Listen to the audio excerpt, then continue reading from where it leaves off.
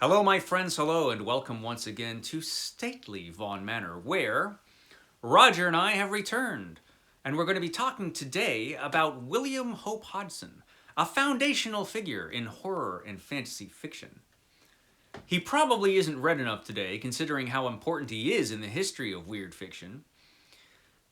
So I thought I would just talk a little bit about him, give a bit of an introduction to William Hope Hodgson and his work. And his work was really important and full of imagination. And on top of his natural imagination, he also had a lot of experience to draw upon. Hodgson led an adventurous life. So let's talk a little bit about this guy. Who was he? Well, he was born on November 15th, 1877, and he died on April 18th, 1918. Unfortunately, like so many others, his life was cut short in the First World War. According to his commanding officer, he was a very, very brave man, and he frequently would put himself in harm's way. And he had absolutely no fear, according to his commanding officer. And that could have contributed to his death. We don't know. But we do know that he passed away due to a shell attack, I believe, which was an incredible loss. He was planning on writing about some of his experiences in the war, and that would have been something really interesting to read. He wrote all kinds of stuff, William Hope Hodgson did. We're going to be concentrating on his horror and fantasy fiction, but he wrote other things. He wrote articles and other stuff. He was into a lot of different things. He was into photography. He was a photographer and some other stuff. He was one of how many children? 12, right? Yeah, he was one of 12 children, so he had a big family. His father was one of those fire and brimstone preachers who would frequently get in trouble, I believe. He didn't like Catholics very much, or people whose religion was different from his own. And this contributed to William Hope Hodgson's family moving around a bit. At one point, William Hope Hodgson was in boarding school, and he had to leave. And he went to sea as a cabin boy, an apprentice cabin boy. And we don't know if he left boarding school for this because he ran away to do it, or if his family was just short on money, and so he had to go and find money somewhere, and this is how he did it. I believe the details are a little sketchy on that, although I could be wrong. So he went to sea early as a cabin boy, and he was at sea for a few years, became a sailor.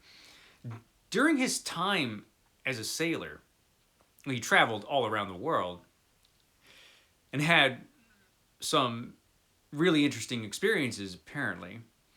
He also, when he first started out, faced some pretty severe bullying, which isn't much of a surprise. He was shorter than a lot of his crewmates.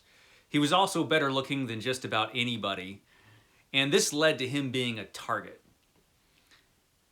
And because of this, he adopted strenuous physical exercise, bodybuilding, basically, while he was on board ship. And this began his interest in physical fitness and bodybuilding.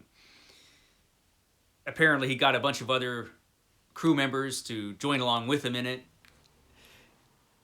which must have been tough on a ship, the physically demanding life on ship, and on top of that, he's training all the time. But he became quite powerful. And eventually, when he left the sea, he opened up a gym. It wasn't particularly successful, but he did open a gym, and he did that for a while. And then eventually, among his other interests, like I said, he was into photography and some other stuff, and he became a writer and wrote some just fascinating stuff. Again, partially fueled by his experience. And he had some experiences. By all accounts, like I said, he was a very brave person, and he in fact he got a medal while he was a sailor for leaping into the sea to save another sailor in shark-infested waters. It was the kind of thing, apparently, that Hodgson would do. So he must have had a lot of unchronicled adventures that must have been really interesting. But a lot of his experience he put into his fiction. On top of his just the bizarre things he would just come up with.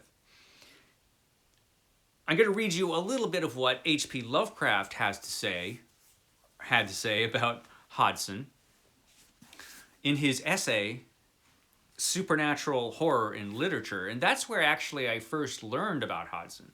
I learned about Hodgson from this essay, but I couldn't find any of his work for years because, you know, this is back in the olden days when there were no e-readers or, you know, cell phones or anything like that. No smartphones back in the day. So I would hear about Hodgson, but for a long time I couldn't find anything that he actually wrote. So the first thing I ever read about Hodgson was this: of rather uneven stylistic quality, but vast occasional power in its suggestion of lurking worlds and beings behind the ordinary surface of life, is the work of William Hope Hodgson. Known today far less than it deserves to be, despite a tendency towards conventionally sentimental conceptions of the universe and man's relative relation to it and to his fellows, Mr. Hodgson is perhaps second only to Algernon Blackwood in his serious treatment of unreality. Few can equal him in adumbrating the nearness of nameless forces and monstrous besieging entities through casual hints and insignificant details, or in conveying feelings of the spectral and the abnormal in connection with regions or buildings. So that was the first thing I ever heard about William Hope Hodgson. But I never thought to actually find anything written by William Hope Hodgson, but I did. I found this book. What year was this published? 2003, I believe. Yeah, 2003. So in 2003, the first volume in the collected fiction of William Hope Hodgson was published by Nightshade Books. I found this in Dark Carnival Bookstore in Berkeley, and I would buy these as they were published. And I was very thrilled, actually, when these were coming out, because like I said, it was hard to find his stuff, and then all of a sudden, all of these works from this mysterious author, who was pretty mysterious to me at the time, were finally coming out, and I had access to them. This first volume, The Boats of the Glencarrig and Other Nautical Adventures, has some of his horror and fantasy stories that take place on the sea.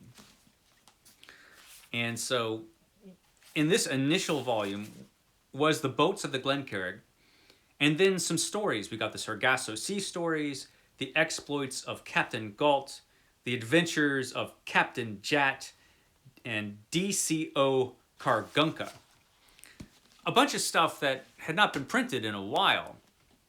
Nowadays, this series of books is available in paperback. I believe they're all print on demand, so you should be able to get copies of these. Also, since we do live in an era of ebooks, most of William Hope Hodgson's stuff should be readily available on Project Gutenberg for free or super cheap in other places. And I highly recommend it, of course. And so this was the first thing I had ever read from Hodgson. Lovecraft has this to say about The Boats of the Glencarrig that came out in 1907. In The Boats of the Glencarrig, we are shown a variety of malign marvels and accursed unknown lands as encountered by survivors of a sunken ship. The brooding menace in the earlier parts of the book is impossible to surpass, though a letdown in the direction of ordinary romance and adventure occurs towards the end. An inaccurate and pseudo-romantic attempt to reproduce 18th century prose detracts from the general effect, but the really profound nautical erudition everywhere displayed is a compensating factor. I actually didn't mind some of the things that bothered Lovecraft in this book.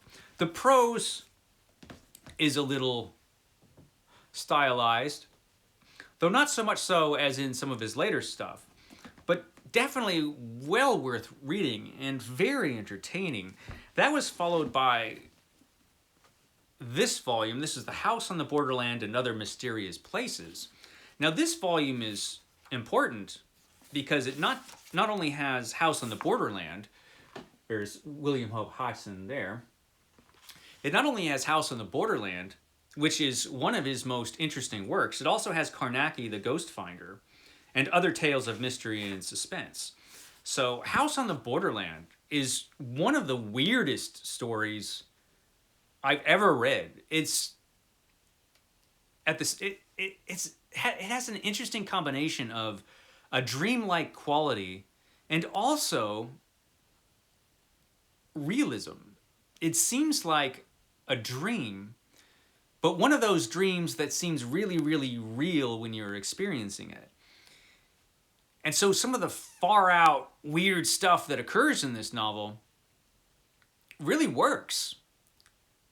It is probably his most reprinted work outside Carnacki, The House on the Borderland. It's one of those books you can get pretty easily.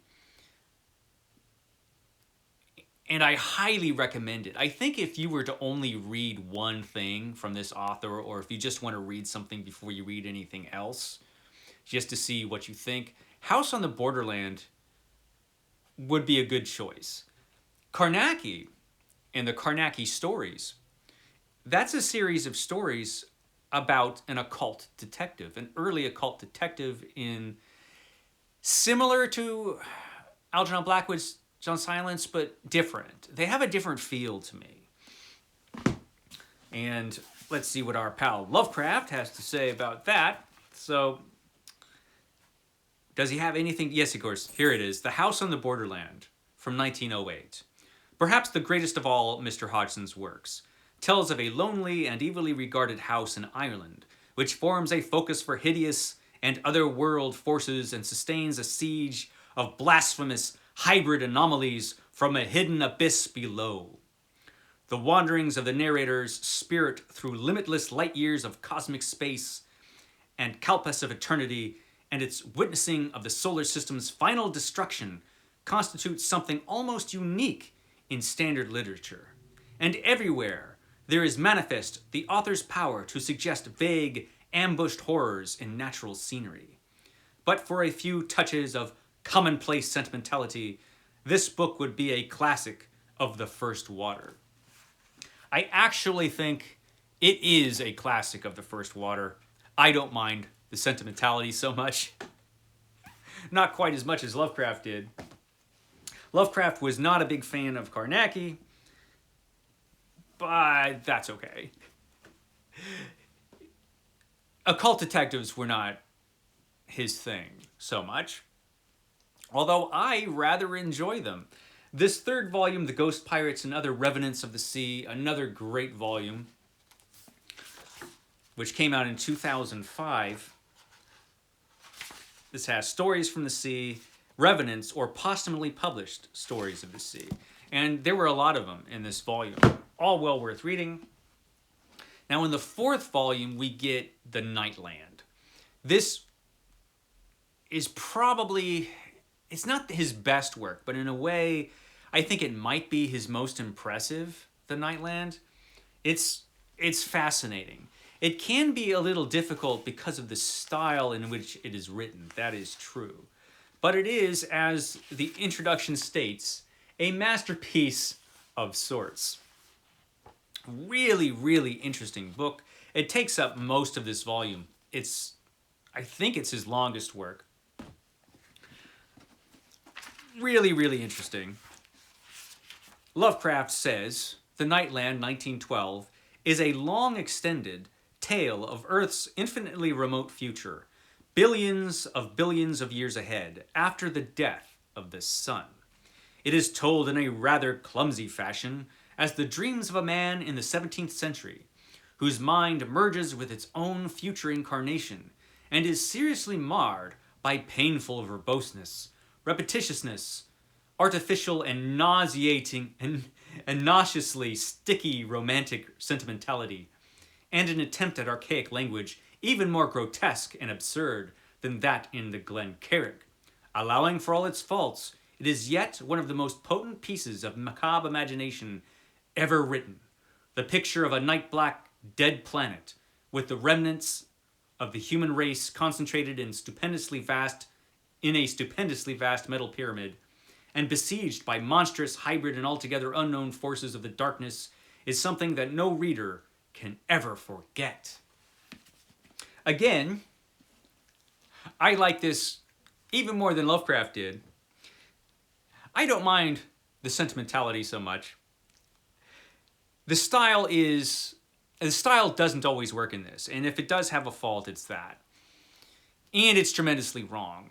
And Lovecraft's right, it can be repetitious, but this is one of those challenging works of early weird fiction that's worth it, I think. I'm certainly glad I read it. I will read it again. It's fascinating in its way.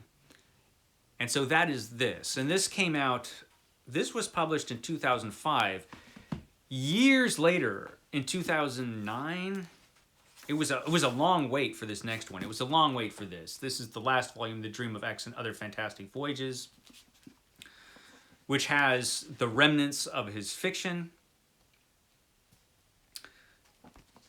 And that completes the collected fiction of William Hope Hodgson. So, a great set. And like I said, well worth picking up and reading. This author is just so fascinating. And it's a shame that he's not better known. There are people who know about him, but probably he's not spoken of enough. He's not read enough. I would pick up The House on the Borderland. Like I said, you can get that one for free on Project Gutenberg, just to give him a try if you haven't read this author. See what you think. And if you're as interested as I was when I first started reading Hodgson, you're going to want to read everything you can get your hands on from this author. Certainly, if you're interested in the history of weird fiction, he's essential.